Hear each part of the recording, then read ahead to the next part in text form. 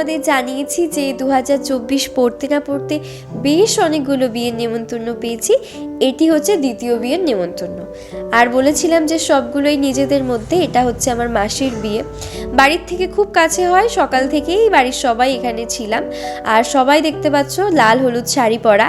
আমরা জল আনতে যাব তার জন্যই সবাই রেডি হয়েছিলাম। আর বিয়ের দিনই যেহেতু আশীর্বাদ ছিল, তাই বাড়ির থেকে সবাই মিলে আশীর্বাদের জন্য যাচ্ছিল, তাই আমাদের একটুখানি দেরি হচ্ছিল।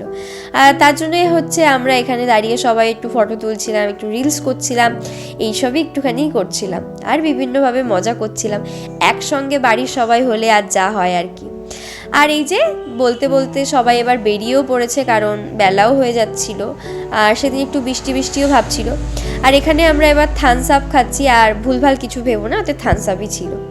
আর এই যে আমরা এখন সবাই রেডি, বেরিয়ে পড়েছি ব্যান্ড পার্টি নিয়ে। চলো এবার নাচের কিছু মুহূর্ত দেখা যাক।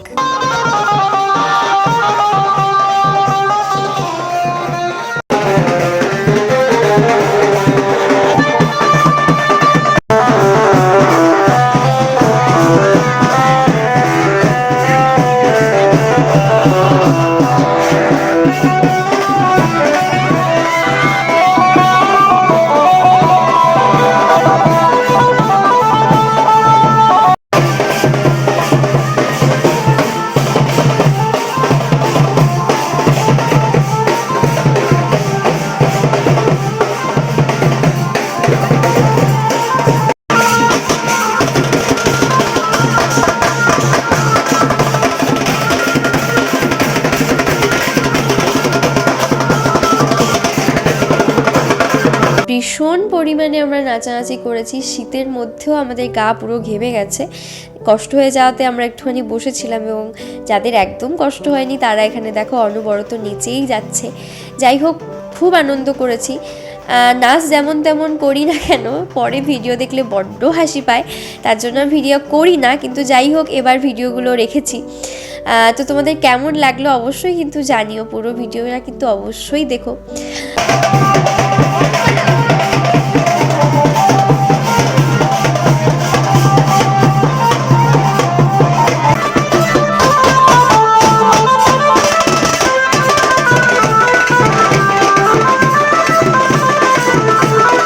বাড়িতে আসার পর মাসিকে নিয়েও আমরা অনেক নাচানাচি করেছি, ভীষণ মজা করেছি আমরা। তারপরে এই যে দেখো, এখানে ছাদনাতলা কিন্তু সাজানো হয়ে গেছে, ভীষণ সুন্দর সাজানো হয়েছে।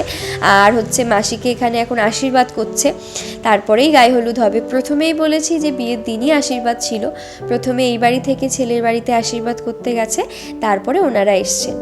আর যেহেতু দুপুরবেলা ছিল এবং আমাদের খুব খিদে পেয়ে গেছিলো, তাই আমরা আগে খাওয়াটা সেরে নিলাম, কারণ এরপরে আবার গায়ে হলুদের পর্ব আছে। খাওয়া সেরে এখানে এসে দেখি যে সবে মাত্র এই হলুদ বাটা হচ্ছে। এই যে মাসিকে এখন হলুদও মাখানো হয়ে গেল। আর এই যে মাসির বোন এখন মাসির পায়ে হলুদ দিচ্ছে। তারপরে বিভিন্নভাবে একটু ফটোশ্যুট হলো খুব তাড়াহুড়োর মধ্যে দিয়ে। আর দেখতে পাচ্ছ মাসিকে সাজানোও কমপ্লিট হয়ে গেছে। যে দিদিটা সাজিয়েছে তার অন্য একটা জায়গায়ও কাজ ছিল, তাই খুব তাড়াতাড়ি সাজিয়ে চলে গেছে। আর তার জন্যই আমরা এখানে বসে একটু গল্প টল্প করছিলাম। তো তোমাদের ভিডিওটা কেমন লাগলো অবশ্যই জানিও, ভালো লাগলে একটা লাইক, কমেন্ট আর একটা শেয়ার করে দিও। লাস্টে কিছু ছবি দিয়ে দিয়েছি, তো কেমন লাগলো অবশ্যই জানিও।